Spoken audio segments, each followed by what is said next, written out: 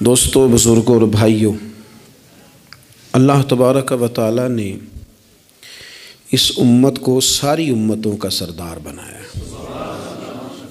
کنتم خیر امت کہہ کے اس امت کو اللہ تعالیٰ نے تمام امتوں کی امامت عطا کر دی۔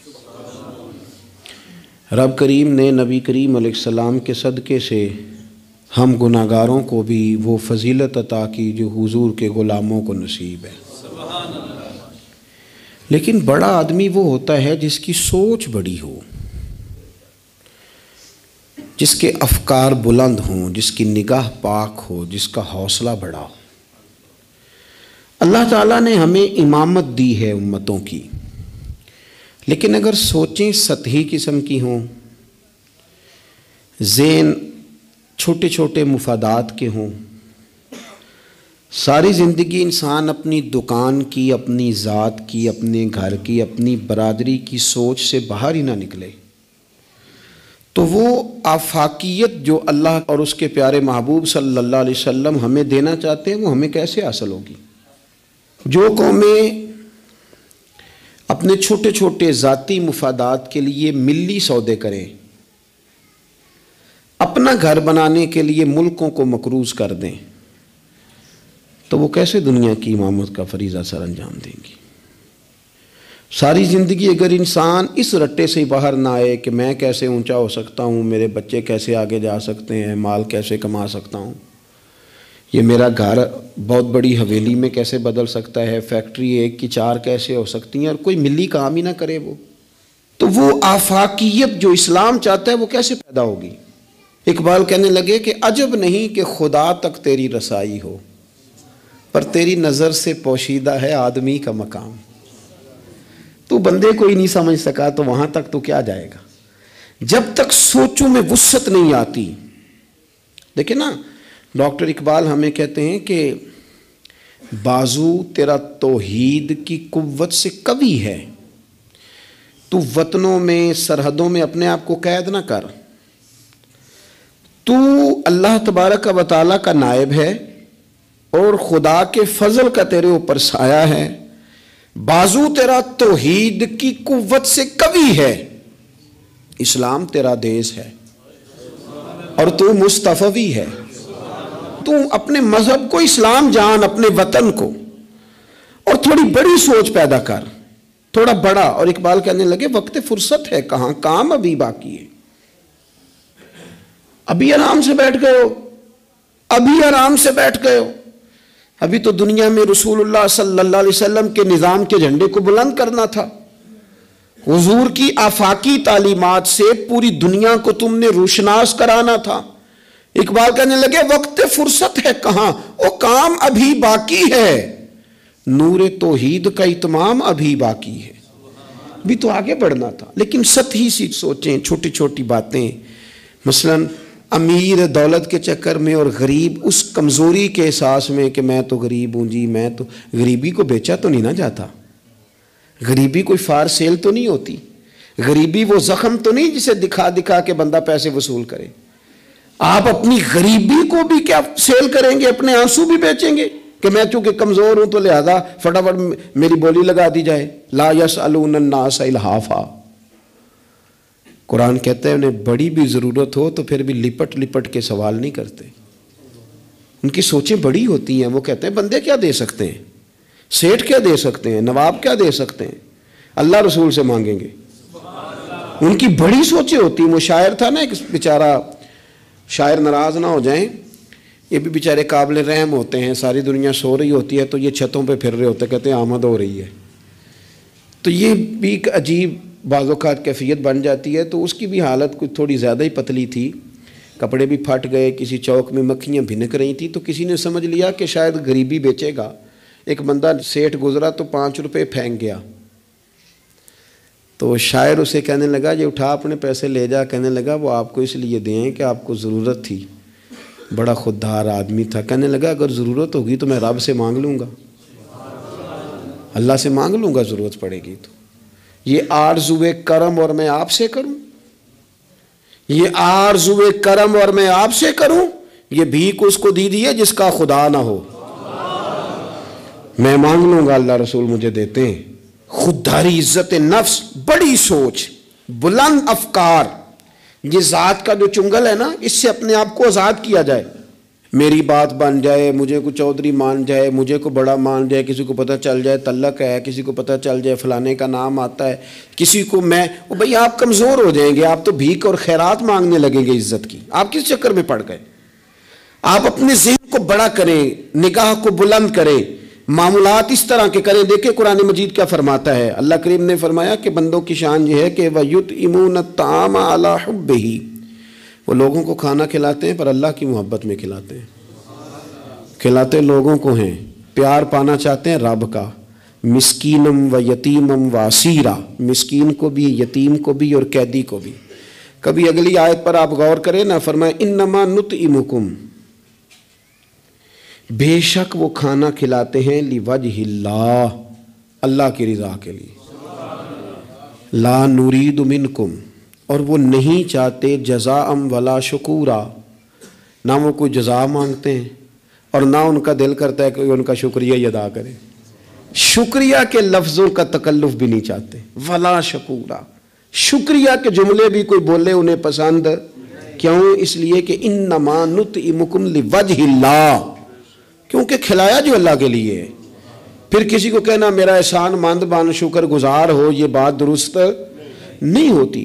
میرے عزیز تھوڑی سی نا بڑی سوچ. ضروری نہیں کہ آپ سماجی ہوں، سیاسی ہوں، آپ کا بڑا رکھ رکھاؤ ہو، یہ کچھ ضروری ہے. آپ کی سوچ بڑی ہو، ذہن میں وسعت ہو، آپ غریب آدمی ہو بھلے، آپ بات ملی کریں، آپ کو اثار کرنا آتا ہو. میں نے پچھلے جمعے بتایا تھا کہ ایک صحابی نے بھوکے رہ کے مہمان کو کھانا کھلایا. ان کی اپنی حالت یہ تھی کہ ایک وقت کا کھانا نہیں تھا. آپ کے مزاج میں وسعت ہو، مزاج میں. بخاری شریف میں حدیث ہے، نبی پاک صلی اللہ تعالی وسلم کے سامنے سے ایک شخص گزرا. کریم محبوب علیہ السلام نے لوگوں سے پوچھا کہ اس کے بارے میں تمہاری کیا رائے ہے؟ عرض کی یا رسول اللہ بہت وزادار آدمی ہے، بڑا باوقار ہے، کوئی بھی بات کرے تو لوگ توجہ سے سنتے ہیں، کہیں پیغام نکاح دے تو اسے رشتہ مل سکتا ہے، کسی کی سفارش کرے تو قبول کی جا سکتی ہے. حضور زیر لب ہلکا سا مسکرائے اور خاموش ہو گئے.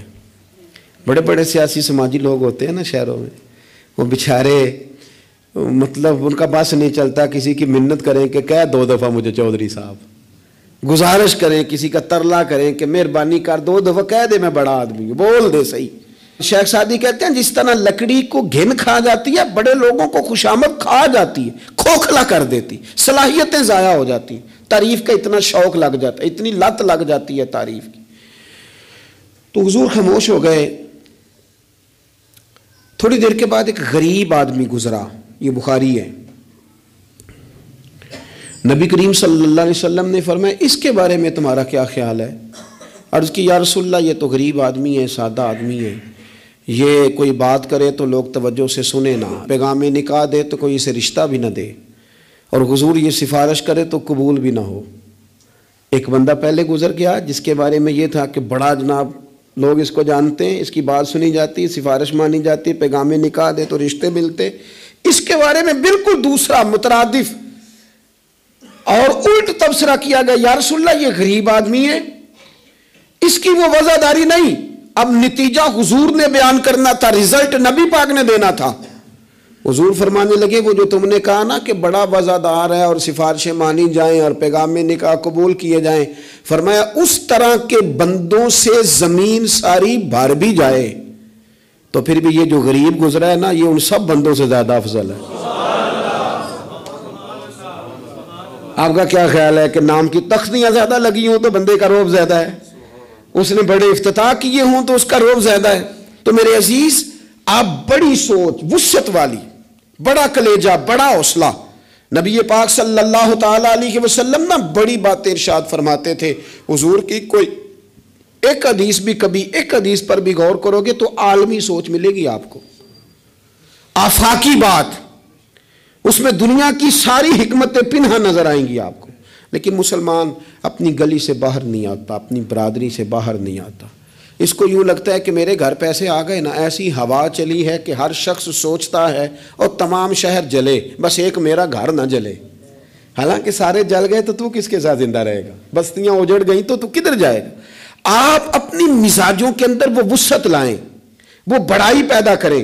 اٹھ باندھ کمر کیوں ڈرتا ہے، پھر دیکھ خدا کیا کرتا ہے۔ درویش نے لکھا ہے، وہ کہتے ہیں ایک شخص نے نا، بس تمثیل سمجھانے کے لیے ہوتی ہے نا مثالیں، ایک شخص کسی چیز کی تلاش میں تھا، وہ چیز پہاڑوں پہ ملتی تھی، پہلے بھی کئی لوگ گر گئے، سمجھ لیں کوئی پھل تھا، کوئی جڑی بوٹی تھی، کوئی چیز تھی، پہاڑ بڑا اونچا تھا، وہاں سے ملنی تھی، یہ بھی گیا اس کی تلاش میں۔ تو یہ جب ایک پہاڑ پہ چڑھا تو ڈھلان تھی، پاؤں پھسل رہے تھے، اس نے ہمت نہیں آ رہی، اس نے نا کدال پکڑا، سامان پکڑا لوہا کاٹنے کا، اس نے وہ پہاڑ کاٹ کے تو وہاں 50-60 سیڑھیاں بنائیں۔ پھر اگلے پہاڑ پہ گیا تو وہاں بھی پیر پھسلتے تھے، ڈھلان تھی، چڑھا نہیں جا سکتا تھا، اس کو بھی کاٹا، 50-60 سیڑھیاں بنائیں۔ تیسری پہ گیا تو اس کو بھی کاٹا، سیڑھیاں بنائیں۔ اب بڑے زمانے لگ گئے، کمزور ہو گیا، بوڑھا ہو گیا، موت کا وقت آ گیا۔ کسی پوچھنے والے نے کہا کہ تجھے ملا کیا؟ 3 پہاڑ کاٹ کے تو نے سیڑھیاں بنائی، تو پہنچ سکا نہیں، ملا کیا؟ کہنے لگا تمہیں پتہ ہی نہیں میں کامیاب کتنا ہوا ہوں۔ میں نے اکیلے نے وہ چیز نہیں پانی تھی، اس کو پورے شہر کی ضرورت تھی، جہاں تک میں نے بنا دیا ہے نا، اب جو سفر شروع کرے گا اسی اگلا سفر شروع کرے گا۔ اور میں نے 3 سیڑھیاں تو زندگی میں بنا دی ہیں نا، 3 تو میں نے بنائی ہیں، اب جو سفر شروع کرے گا وہ اس سے، اور میں کامیاب ہو کے جا رہا ہوں، میں نے اپنے حصے کا کام کر دیا، میں یہی کر سکتا تھا۔ یہی مالی دا کم پانی دینا، اوتے پر مشکاں پاوے، اگوں خالق دا کم پھل پھل لانا، لاوے یا نہ لاوے تو ڈیوٹی تو کرنا، اپنی تو ڈیوٹی نہیں کرتا۔ ایک بابا جی بوڑھے تھے، ہاتھ کانپ رہے تھے ہاتھ، تو درخت لگا رہے تھے، ایک سیانہ بندہ گزرا، اس نے کہا بابا جی نہ آپ نے پھل کھانا ہے، اتنی محنت کی کیا ضرورت ہے؟ وہ کہنے لگا پتر ہمارے پچھلوں نے لگائے تھے نا، ان کے پھل ہم نے کھائے ہیں، ہم سوچتے ہیں کہ ہم خود غرض نہ مر جائیں، ہم بھی کوئی پھل لگا دیں، چلو آنے والی نسلیں ہی کھا لیں گی۔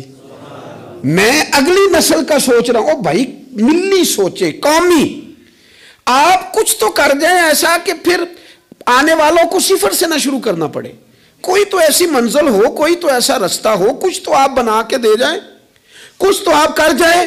امام بخاری ہمیں بخاری بنا کے دے گئے، انہوں نے کہا لو میں تمہیں حضور کی سیدی سے جمع کر کے دے رہا ہوں، اب تشریح کرتے رہنا، اب پڑھتے رہنا، قیامت تک سناتے رہنا۔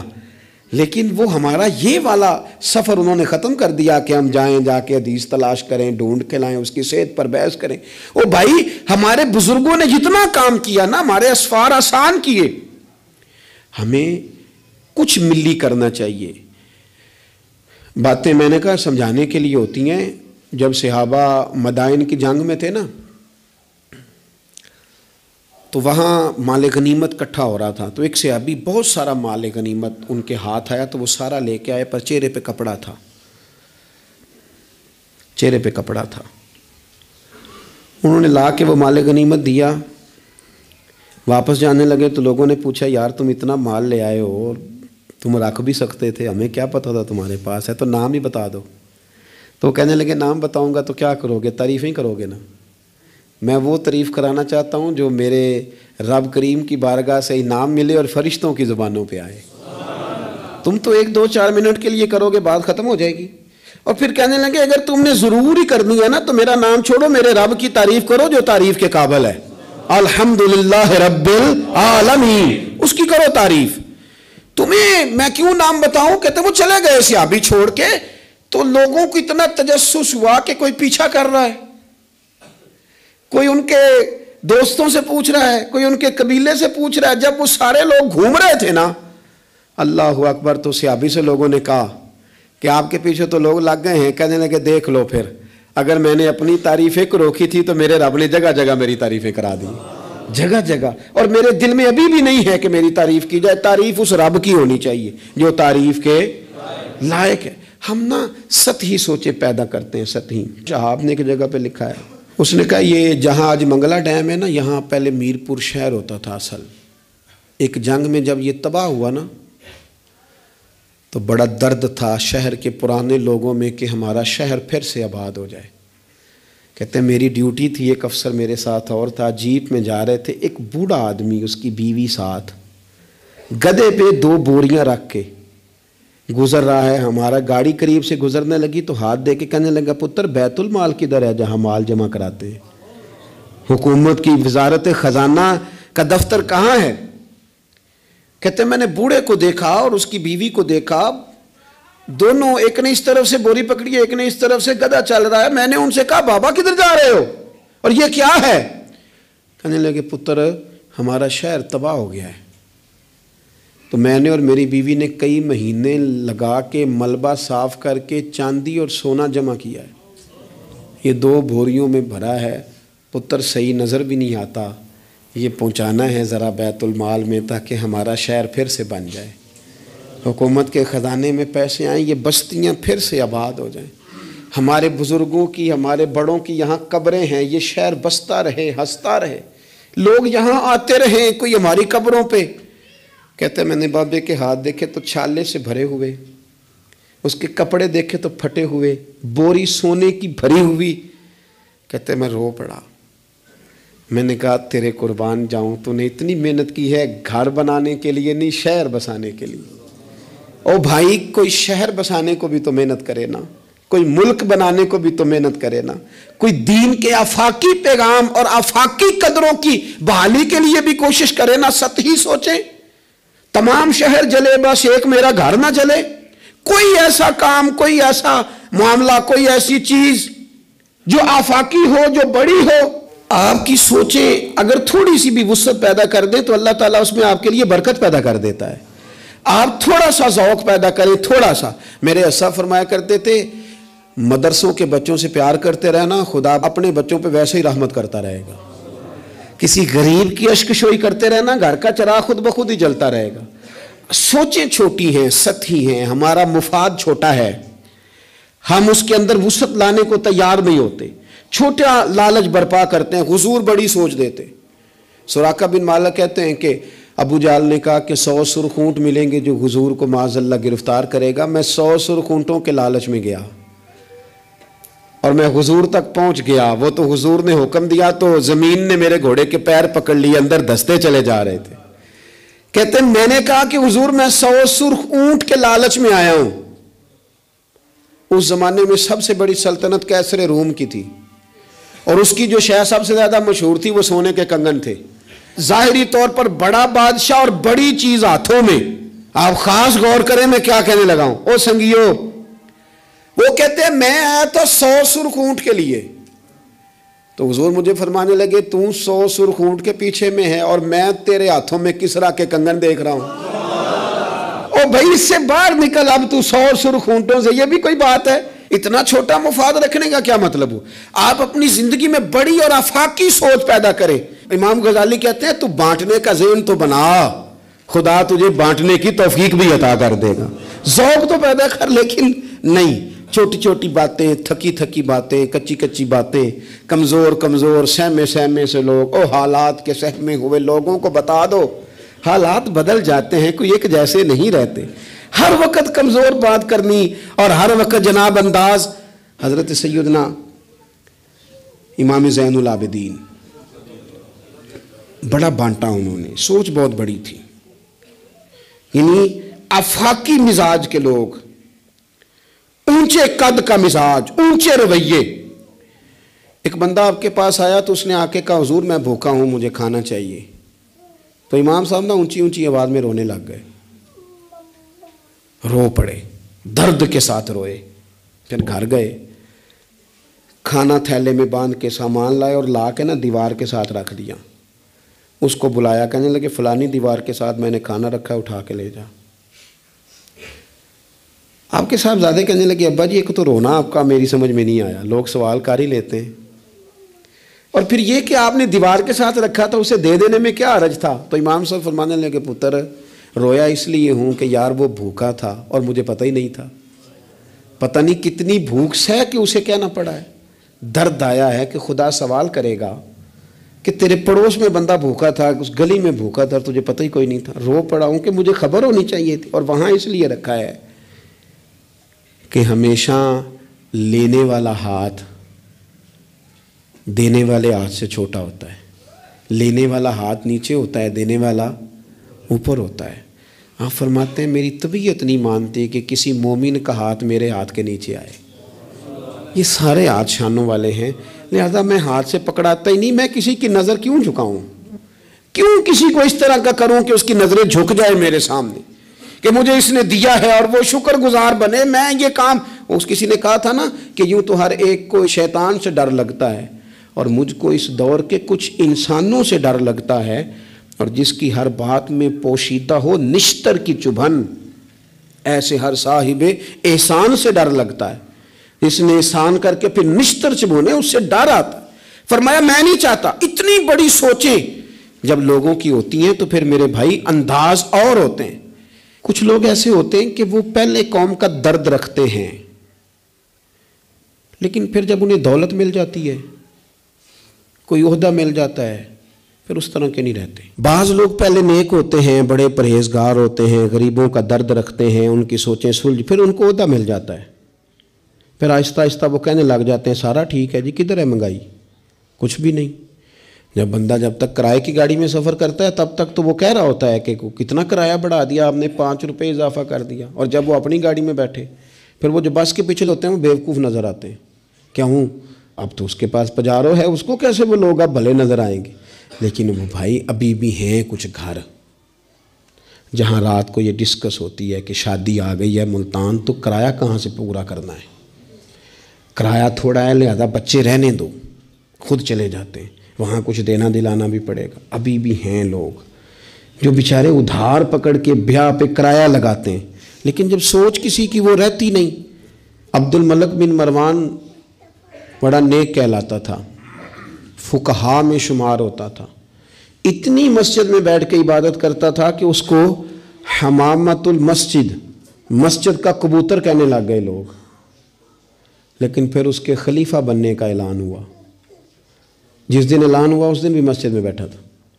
پھر اس نے قرآن مجید رکھ کے نا الماری میں، تو کہنے لگا لگتا ہے اب میری اور قرآن کی جدائی ہونے لگی. پھر وہ یہی شخص تھا جس نے حجاج بن یوسف جیسا ظالم آدمی گورنر بنایا. یہ وہی تھا جس کے دور حکومت میں حضرت عبداللہ بن زبیر جیسے لوگ شہید کیے گئے. بس وہ کیفیت ہی نہیں رہی. منصب مل گیا، عہدہ مل گیا تو ختم ہو گئی بات. لیکن کچھ لوگ حضرت عمر بن عبدالعزیز کی طرح کے بھی آئے، اتنا قیمتی لباس پہنتے تھے کہ دنیا عش کر اٹھتی تھی. لیکن وہی عمر بن عبدالعزیز تھے کہ جب خلیفہ بنے تو پھر انہوں نے کہا اس طرح کا پہنوں گا جس طرح کا میری رعایا کا غریب آدمی پہنتا ہے. بیوی سے کہنے لگے مجھے رکھنا ہے کہ مال دولت رکھنا ہے؟ اس نے کہا آپ کو رکھنا ہے. وہ ایک خلیفہ کی بیوی، ایک بادشاہ کی بہن، ایک بادشاہ کی بیٹی تھی، پر سارے زیور خیرات کر دیے، غریبی کی زندگی گزاری. کچھ لوگ نہیں بدلتے، کچھ عہدہ آ گیا، مال آ گیا، روح بھی بدل گیا. کہانیاں ہی اور ہو گئیں. یعنی گاؤں سے آ کر پڑھنے والے بھول ہی گئے کہ کس کی ماں نے کتنا زیور بیچا تھا. پھر ان کے حالات ہی بالکل تبدیل ہو گئے، انہیں پتہ ہی نہیں ہم کیا تھے. سنو نا، حضرت صدیق اکبر رضی اللہ تعالیٰ عنہ کچھ بچیوں کا دودھ عصر کے وقت جا کے دھو کے آیا کرتے تھے، ان کو دیتے تھے. جس دن خلیفہ بن گئے تو ایک بچی نے آ کے پوچھا حضور اب وہ بکریوں کا دودھ کون دھویا کرے گا؟ تو آپ فرمانے لگے کیا خلافت مجھے خدمت خلق سے روک دے گی؟ وہ کام میں اپنی آخرت کے لیے کرتا تھا، کرتا ہی رہوں گا، میں نہیں بدلوں گا، میں وہی ہوں حضور کا غلام. بلکہ کنز المال میں ایک روایت تو ایسی ہے کہ کلیجہ منہ کو آتا ہے. ایک اونٹ گم ہو گیا مال غنیمت کا. سیدنا فاروق اعظم اونٹ ڈھونڈتے ہیں، کبھی ادھر بھاگتے ہیں، کبھی اور میری ذمہ داری ہے، مجھ سے قیامت میں سوال ہوگا، اور یہ مسلمانوں کا مال ہے، میں اس کا امین. ادھر بھاگتے ادھر بھاگتے ادھر بھاگتے. ایک شخص نے کہا حضور آپ بیٹھ جائیں، کسی غلام کی ڈیوٹی لگائیں. 24 لاکھ مربع میل پر حکومت، علم بھی، فضل بھی، تقوی بھی، اور سب سے بڑھ کر عمر وہ ہے جن سے اللہ بھی راضی، رسول اللہ بھی راضی صلی اللہ تعالی علیہ وسلم. حضرت عمر سے کہا بیٹھ جائیں، غلام کی ڈیوٹی لگائیں. حضرت عمر نے رخ پھیر کے دیکھا اور اس بندے کی طرف دیکھ کے کہنے لگے میں بھی تو ایک غلام ہی ہوں. کیا ہوں میں؟ ایک غلام ہی ہوں.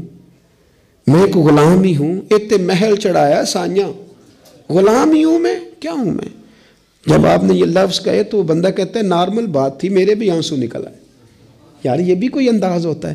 لیکن بھول گئے لوگ، اپنوں کو بھول گئے، اپنوں کو بھول گئے، اپنے قریبیوں کو بھول گئے. دولت آئی تو پھر وہ محلہ پسند نہ آیا، پھر گھر سوسائٹی میں بن گیا، پھر یار بدل گئے، پھر رشتہ داریاں بدل گئیں، پھر حالات اور ہو گئے. اپنی سوچیں بڑی کریں، ذہن بڑا کریں، اپنے اندر تغیر نہ لائیں. آپ آفاقی بن جائیں، ذہن بڑا ہو تو خدا عطا بھی بڑا ہی کرتا ہے. اللہ سمجھنے کی توفیق عطا فرمائے. آخر دعوانا